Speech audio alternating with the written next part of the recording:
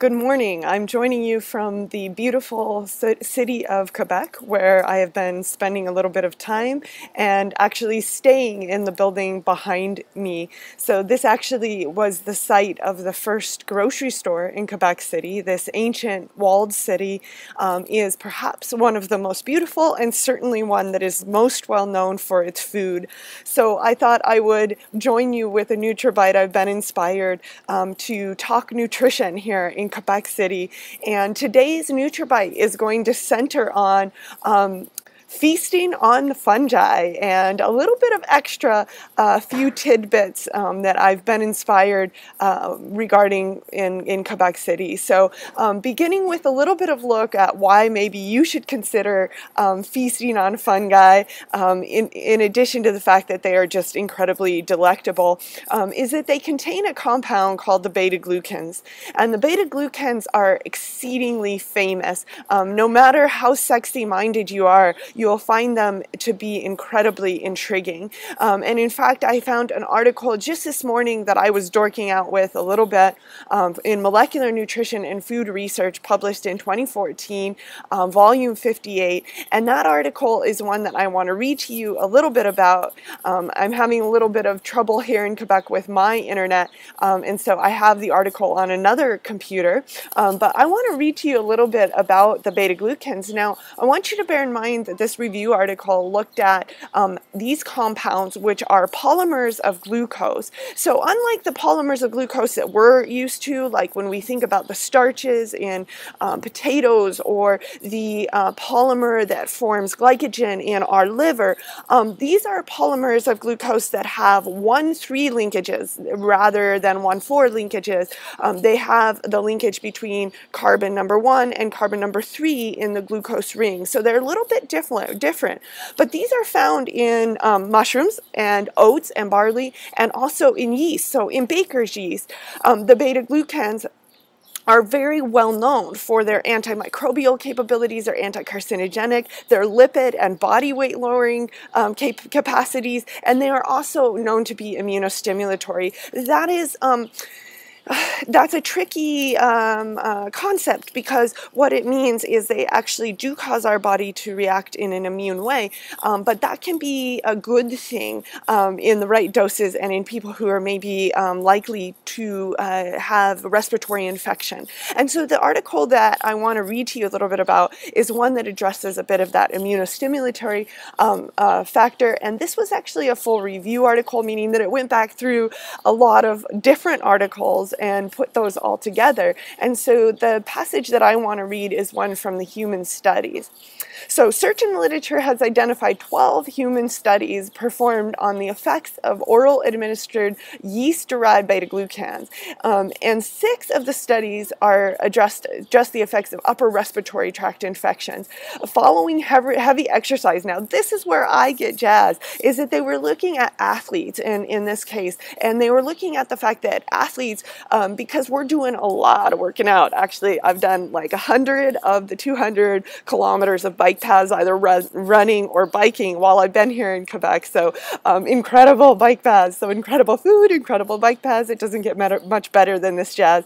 But in any case, in athletes that are more susceptible to upper respiratory infection, we see that the taking in regular doses of these beta-glucans. Now, bear in mind that these studies are done with individuals taking a set dose, a set amount of extracted beta-glucans from the food sources that that contain them. So, made from preparations of yeast where they've extracted these particular immune-enhancing compounds, the beta-glucans.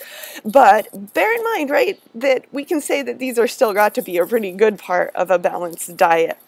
So regarding the rest of the study, let's read a little bit about it. So physically stressed subjects having run marathons were randomly assigned to daily doses of 250 milligrams to 500 milligrams of beta-glucan versus a placebo. After 2 weeks, 32 of 32 and 24% in the 250 to 500 milligram beta-glucan group, respectively, reported symptoms of the respiratory tract infections versus 68% of the placebo group. So that's a pretty significant amount, 24% in the beta-glucan group versus 68% in the placebo group. So we're talking about a pretty good impact that we see in the athletes that are prone toward these respiratory infections. So I hope some of you at home on my team are listening to that. So what are some of the food sources that are natural food sources that, right, we know that these aren't going to be, these weren't what was studied in those very scientific studies, but we arguably can say, hey, this is a great thing to add to your diet. And here in Quebec City, I've definitely been adding these to my diet, and this goes along with a second research or a second nutri-tip, and that is the darker the better. Color is an indicator of cofactor content, and so this shows one of the meals that I made while staying here in the Quebec's oldest grocery store, a beautiful vacation rental that we found here. And what you can see is that this is a stuffed mushroom. So this right here is a stuffed mushroom, and not only does it give us the beta-glucans, but it also is a good meal. When you look at this full meal, that the darker the better. That is, color is an indicator of cofactor content. That means good vitamins that we're getting from a meal that is very dark in color. You can see this is an arugula and couscous and spinach salad. This was something we got at the bakery just across the way, that is feta containing and olive containing bread, so it was a wonderful addition to our mushrooms. So cofactor content is higher in those foods that are darker in color, and in fact, if you have heard of the disease beriberi, which has been a big issue in countries that eat a lot of white polished rice, and that's the primary thing in their diet, when you eat white polished rice, it doesn't contain thiamine, whereas dark rice, brown rice, does, and so this is a disease that ensues from that, and I also have a good article that I can relate on that if you're interested.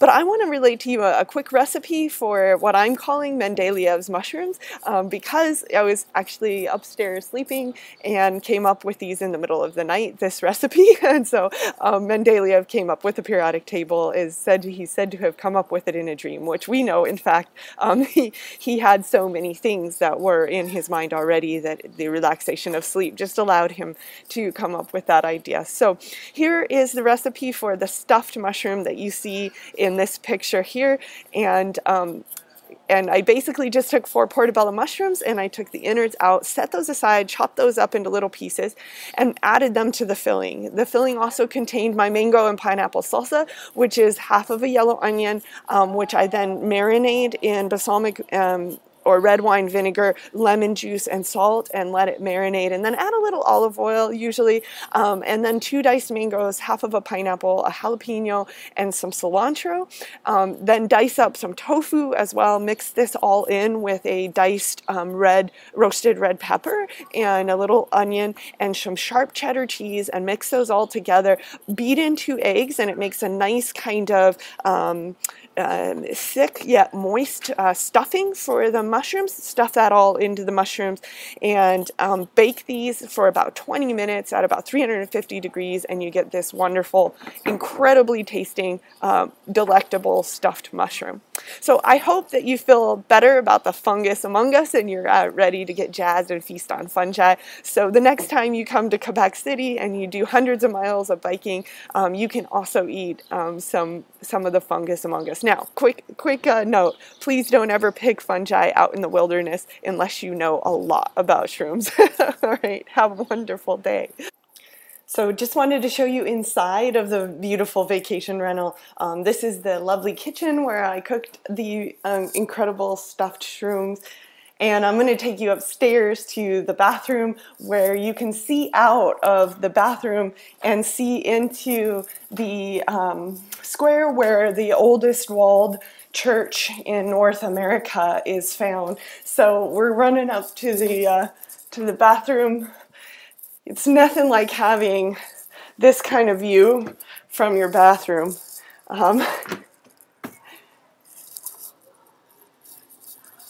Pretty sweet. It's an incredible inspiration for not only for cooking, but for learning in all ways. So I've been inspired to write and to inquire more and more in this beautiful city.